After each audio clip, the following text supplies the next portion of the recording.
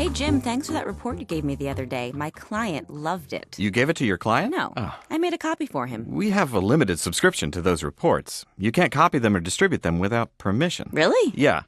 Gee, next thing I know, you'll be posting stuff like that to the web and emailing it all over the place. We're not supposed to do that either? No. No? Yeah. Yeah? No. Intellectual property like published reports, articles, and content you find on the web has to be managed carefully. We have to balance its use with our rights, licenses, and copyright requirements. I know. I read our copyright policy when I joined the company. Good.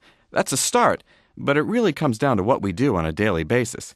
If you have a few minutes, I can explain the basics of copyright to you. Okay. Article 1, Section 8 of the U.S. Constitution gives Congress the power to promote the progress of science and useful arts by securing, for limited times, to authors and inventors the exclusive right to their respective writings and discoveries.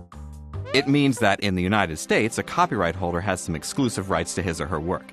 And those rights are protected by U.S. copyright law. Oh, I always thought no copyright symbol, no problem. Nope. Copyright is automatic. As soon as something is captured in a fixed format, such as being written down or recorded, it is protected by copyright. Neither registration or publication are required, nor is the use of the copyright symbol, although it's a good idea to use the copyright symbol as it reminds people that the work is protected by copyright. So what are the copyright holder's rights? Copyright holders have the exclusive right to copy, distribute, perform, and display their work, and the right to create a derivative work like when a book is made into a movie.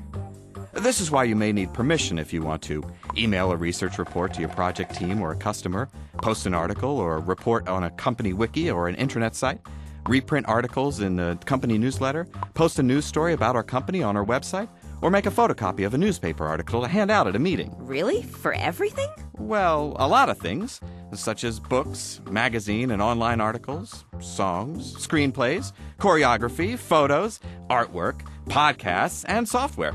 They're all protected by copyright. But not everything. Ideas, facts, and data are not protected by copyright law. Logos and taglines aren't either, although they might be protected by trademark law. Anything created by the U.S. government is not covered by copyright law. Neither are works for which the copyright has expired. But what about fair use? If it's for our research, doesn't fair use mean I can use the material? Maybe. Fair use recognizes that certain uses of the copyright-protected work do not require permission from the copyright holder. Fair use allows for the use of the copyright-protected work for commentary, parody, news reporting, research, and education. The U.S. Copyright Act lists 4 factors to help determine when a use may be considered fair use. The first is the purpose and character of the use. If the use is intended to help derive financial or other business benefit, then it is less likely to be considered fair use. That usually ends the analysis for most business uses. Next is the nature of the copyrighted work. The use of a purely factual work is more likely to be considered fair use than the use of a creative work. Third, an evaluation of the amount and substantiality considers how much of the work was used. Even a small portion may be too much to qualify as fair use if what is used is the heart of the work. And finally, fair use considers the effect of the use on the market or the potential market. If your use is likely to result in an economic loss to the copyright holder, then it is less likely to be considered fair use. None of these factors alone is enough to determine fair use. You have to weigh all 4 in order to determine if the use is really fair use. Oh. This stuff is confusing. For example, many people confuse the physical ownership of a book or a CD with owning the copyright to that work. The first sale doctrine permits lending, reselling, disposing, etc. of the item, but it does not permit reproducing the material, performing it, or any of the copyright holder's other exclusive rights. Attribution is another area of confusion. People think if they just cite their source, they're good to go. But attribution is not a substitute for copyright permission. If the work is protected by copyright, you must obtain permission from the copyright holder or their agent in order to use it. And lots of people confuse the legal concept of the public domain with the fact that a work may be publicly available, such as information found in books or on the internet. The public domain comprises all those works that are either no longer protected by copyright or never were. Oh, I see. Most people do not intentionally violate copyright law.